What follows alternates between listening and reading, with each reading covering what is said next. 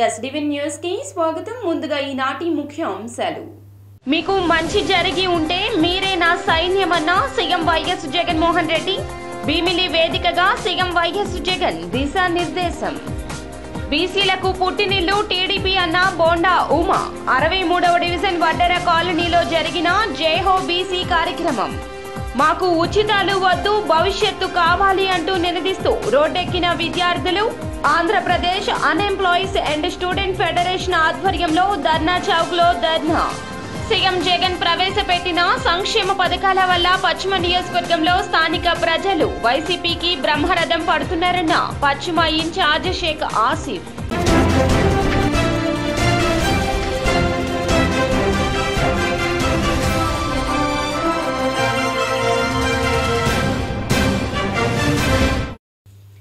ఇక డీటెయిల్స్ చూస్తే, మనందరి ప్రభుత్వ పాలనలో మీ ఇంట్లో మంచి జరిగి ఉంటే మీరే నా సైనికులని సీఎం జగన్ వైసీపీ శ్రేణులకు దిశానిర్దేశం చేశారు. ప్రతి అక్క చెల్లెమ్మ, అవ్వ, తాత, రైతన్న ఇలా మంచి జరిగిన వారంతా మీ బిడ్డ ప్రభుత్వానికి తోడుగా నిలిచేలా వారందరినీ సంసిద్ధం చేయాలన్నారు. ప్రతి ఒక్కరూ కనీసం 100 మందికి మన ప్రభుత్వం చేసిన మంచిని వివరించాలన్నారు. భీమిలి నియోజకవర్గం తగరపు వలస జంక్షన్ వద్ద శనివారం సిద్ధం పేరుతో ఏర్పాటు చేసిన ఉత్తరాంధ్ర వైఎస్ఆర్ కుటుంబ సమావేశంలో ఆయన మాట్లాడారు.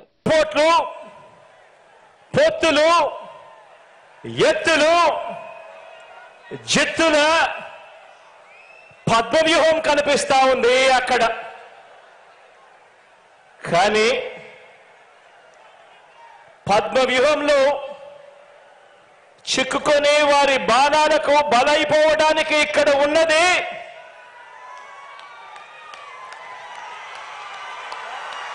అభిమన్యుడు కాదు,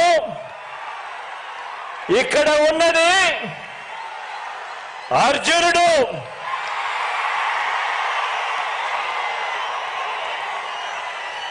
ఆ అర్జునుడికి తోడు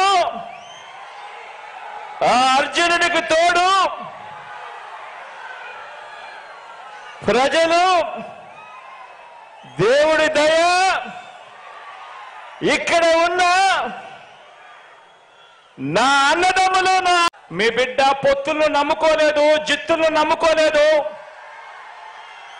మీ బిడ్డ ఈనాడు నమ్ముకోలేదు, మీ బిడ్డ ఆంధ్రజ్యోతిని నమ్ముకోలేదు, మీ బిడ్డ TV5 నమ్ముకోలేదు, మీ బిడ్డ దత్తపుత్రుడిని నమ్ముకోలేదు.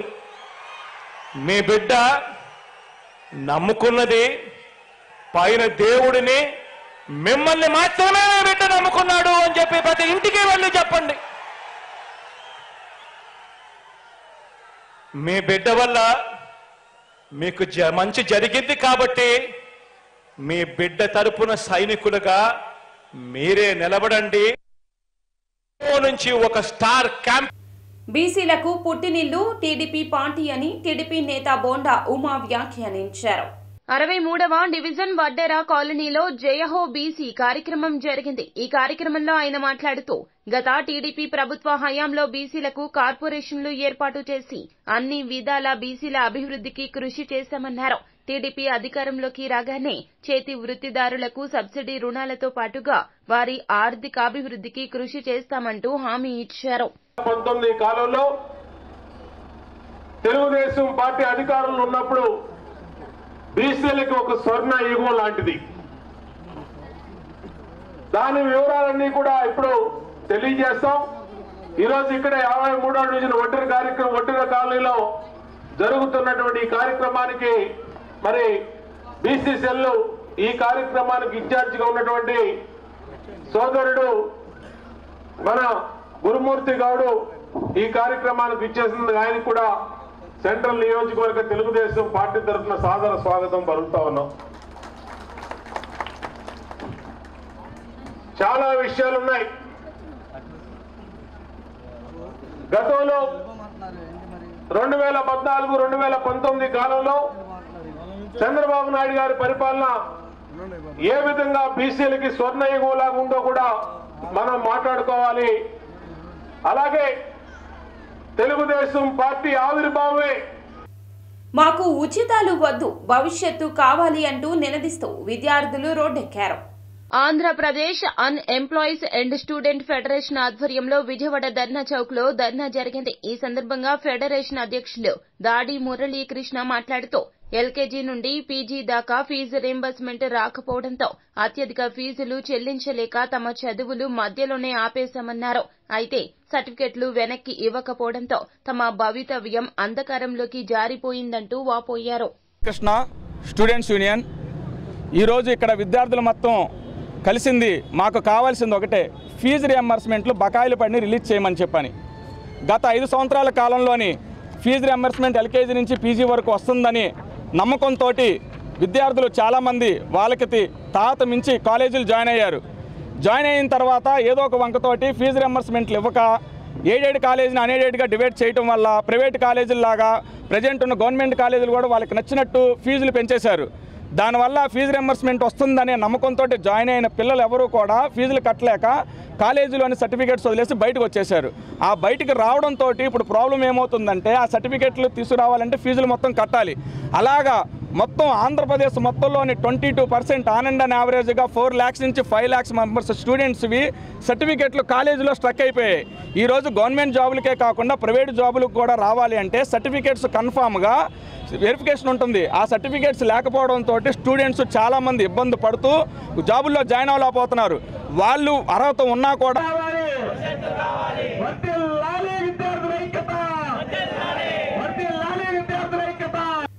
పశ్చిమ నియోజకవర్గంలో వైసీపీకి ప్రజలు బ్రహ్మరథం పడుతున్నారని పశ్చిమ ఇన్ఛార్జ్ షేక్ ఆసిఫ్ అన్నారు.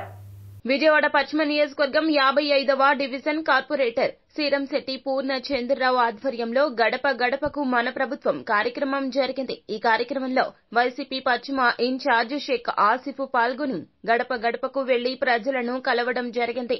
ఈ మేరకు స్థానిక సమస్యలను అడిగి తెలుసుకున్నారు. ఈ సందర్భంగా ఆయన మాట్లాడుతూ సీఎం జగన్ ప్రవేశపెట్టిన సంక్షేమ పథకాల వల్ల పశ్చిమ నియోజకవర్గంలో విశేష స్పందన లభిస్తుందని అన్నారు. సచివాలయ పరిధిలో గడప గడప కార్యక్రమాన్ని ప్రారంభించాం. ప్రజలు స్వచ్ఛందంగా ముందుకొచ్చి మాకు హారతులు పలుకుతున్నారు.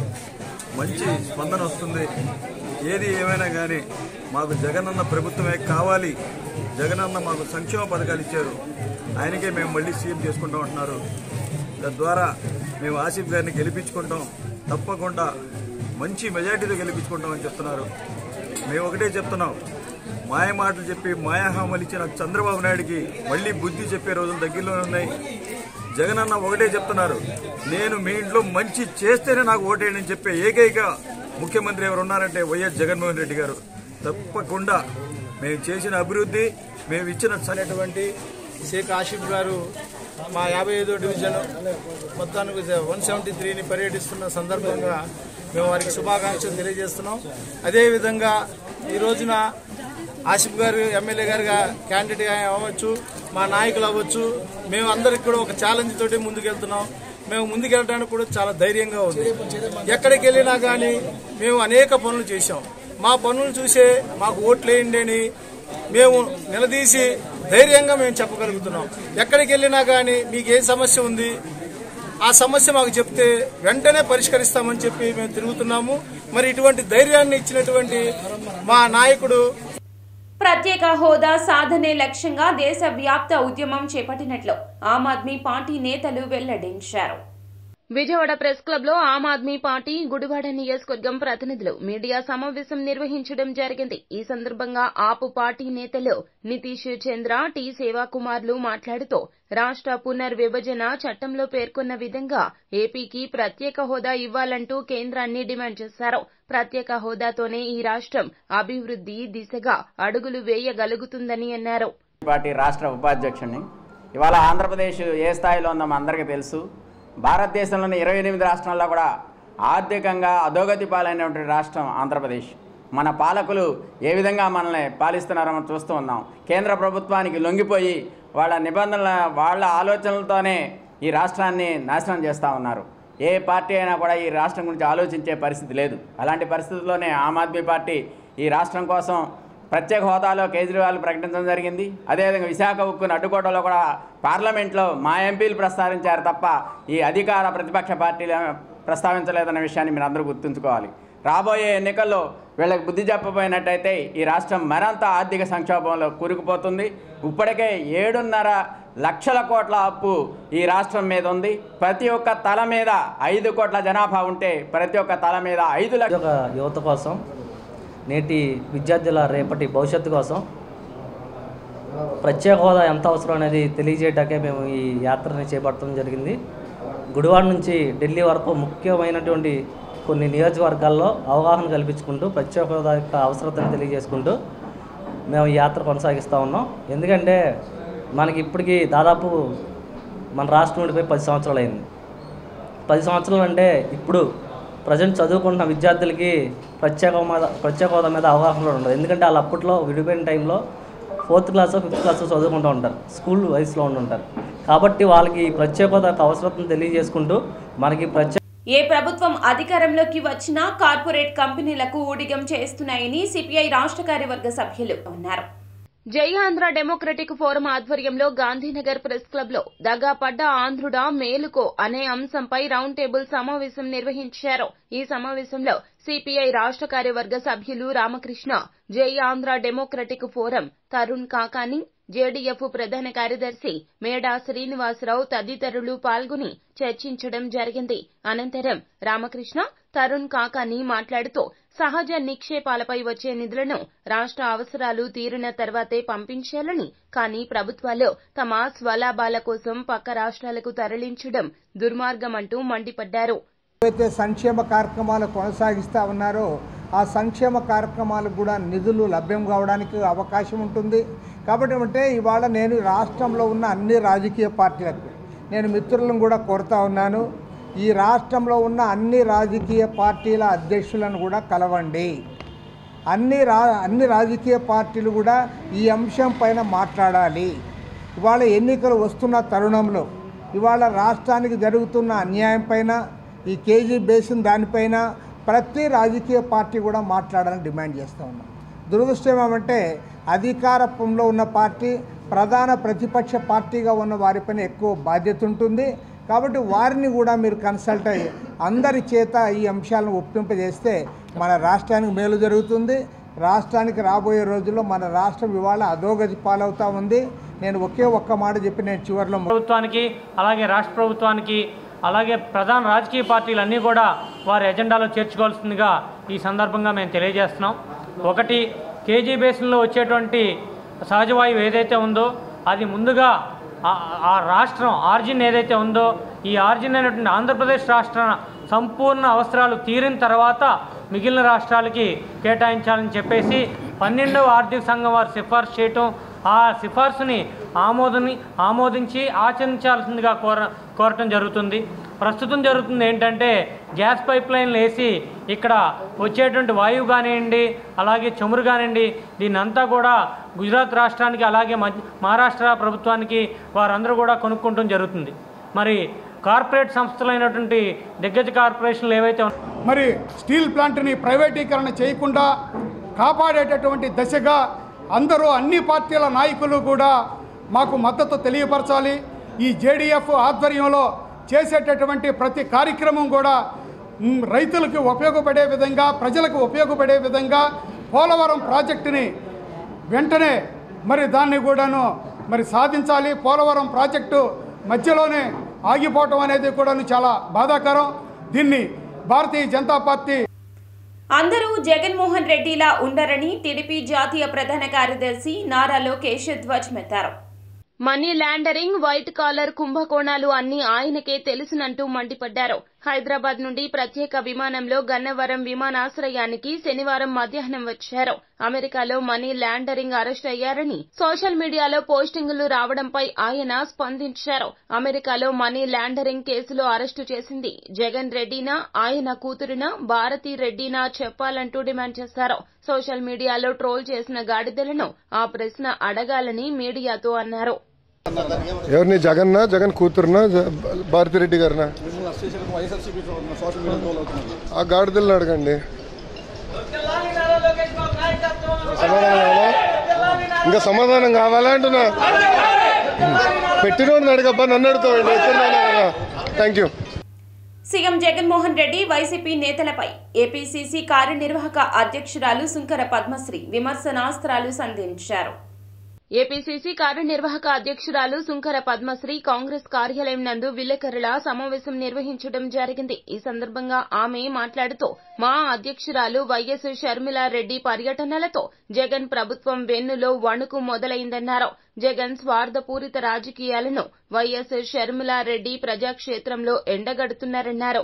ఎన్నికల సమయంలో జగన్ చెల్లిని తల్లిని వాడుకుంది నిజం కాదా అంటూ ఆమె ప్రశ్నించారు.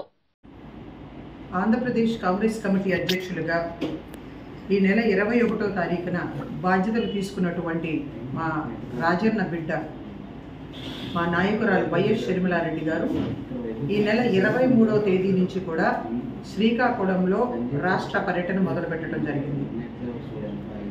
ప్రతి జిల్లాలో కూడా కాంగ్రెస్ పార్టీ క్యాడర్తో కలిసి నాయకులు కార్యకర్తలు ఇచ్చినటువంటి సూచనలు కానీ సలహాలు కానీ తీసుకుని అదేవిధంగా మనం ఇంటింటికి ప్రతి గడపను కూడా టచ్ చేసి ఏ విధంగా రాహుల్ గాంధీ గారి మెసేజ్ను కానీ మన రాష్ట్ర అభివృద్ధి కోసం ఈ కేంద్ర రాష్ట్ర ప్రభుత్వాలు చేస్తున్నటువంటి నిరంకుశత్వ పాలనకు వ్యతిరేకంగా ఉద్యమం చేయటం కానీ ఆమె మెసేజ్ను కూడా క్లియర్గా ఇవ్వాలి అని చెప్పి మాట్లాడుతూ ఆ జిల్లాల్లో ఉన్నటువంటి స్థానిక సమస్యల గురించి ప్రశ్నించడమే కాకుండా కేంద్ర రాష్ట్ర ప్రభుత్వాలని ఆవిడ చాలా క్లియర్గా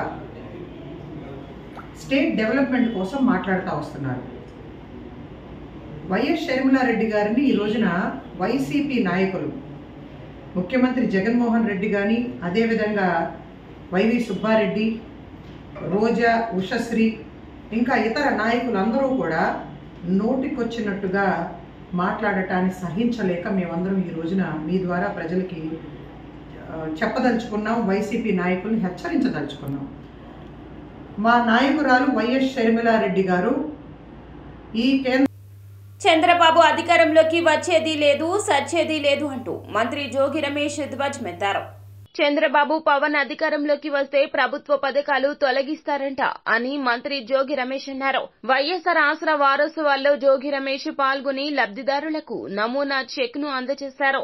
అనంతరం మాట్లాడుతూ చంద్రబాబు పవన్ అధికారంలోకి వస్తే జగన్ పాలనలో ఇస్తున్న పెన్షన్లు, రేషన్, ఇళ్ల స్థలాలు, ఇతర పథకాలను రద్దు చేస్తారట. అసలు బాబు వచ్చేది లేదు సచ్చేది లేదు అంటూ మండిపడ్డారు. మన చిన్నారులైన వాలంటీర్స్ ఒక కాటూరులో మీకు సేవ చేస్తా ఉన్నారు. 20 మంది సచివాలయ ఉద్యోగస్తులు సేవ చేస్తా ఉన్నారు. ఎప్పుడన్నా చూసామా? ఈ పరిపాలన ఎప్పుడన్నా చూసామా? ఒక కాటూరులో కాదు, అన్ని గ్రామాల్లో వాలంటీర్స్ వ్యవస్థ, అన్ని గ్రామాల్లో సచివాలయ వ్యవస్థ. చంద్రబాబు నాయుడు వస్తే, పవన్ కళ్యాణ్ వస్తే ఈ చిన్నారులను తొలగిస్తాడంట. చంద్రబాబు నాయుడు పవన్ కళ్యాణ్ వస్తే ఈ సచివాలయ వ్యవస్థ తీసేస్తాడంట. చంద్రబాబు నాయుడు పవన్ కళ్యాణ్ వస్తే అమ్మఒడి తీసేస్తాడంట. చంద్రబాబు నాయుడు పవన్ కళ్యాణ్ వస్తే ఆసరా తీసేస్తాడంట. చంద్రబాబు నాయుడు పవన్ కళ్యాణ్ వస్తే చేయూత డబ్బులు ఎత్తేస్తాడంట. చంద్రబాబు నాయుడు పవన్ కళ్యాణ్ వస్తే రైతు భరోసా ఇచ్చేస్తాడంట. చంద్రబాబు నాయుడు పవన్ కళ్యాణ్ వస్తే పెన్షన్లు తీసేస్తాడు, రేషన్ తీసేస్తాడు, ఇళ్ల స్థలాలు ఇచ్చే వాళ్ళ ఇల్లు ఆపేస్తాడంట. నువ్వు వచ్చేది లేదు సచ్చేది లేదు. ధరల అదుపులో పాలకులు విఫలమయ్యారంటూ తెదేపా నాయకులు కేసినేని చిన్ని వ్యాఖ్యానించారు. మండలంలోని కొత్తపేట, గని ఆతుకూరు, చెవిటికల్లు, మున్నలూరు గ్రామాల్లో మాజీ ఎమ్మెల్యే తంగిరాల సౌమ్యతో కలిసి తెదేపా నాయకులు కార్యకర్తలతో ఆత్మీయ సమావేశం నిర్వహించారు. కొత్తపేటలో తెదేపాలో చేరిన వారికి కండువ కప్పి పార్టీలోకి ఆహ్వానించారు. నాయకులు కోగంటి బాబు, గుదే నరేష్, వెంపరాల వెంకటేశ్వరరావు తదితరులు పాల్గొన్నారు.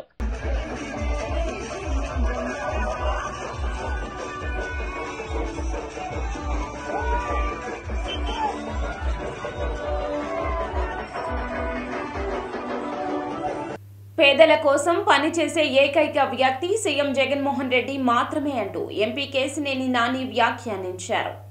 సీఎం జగన్ సమాజం నిరుపేదల కోసం పనిచేసే వ్యక్తి అయితే మాజీ సీఎం చంద్రబాబు మాత్రం పనికి రాని కొడుకుని సీఎంను చేసుకునేందుకు పనిచేసే వ్యక్తి అంటూ వెల్లడించారు. నందిగామలో MLA doctor Mondithoka Jaganmohan Rao, MLC Arun Kumar ఆధ్వర్యంలో వైఎస్ఆర్సీపీ నియోజకవర్గ స్థాయి ఆత్మీయ సమావేశం నిర్వహించడం జరిగింది.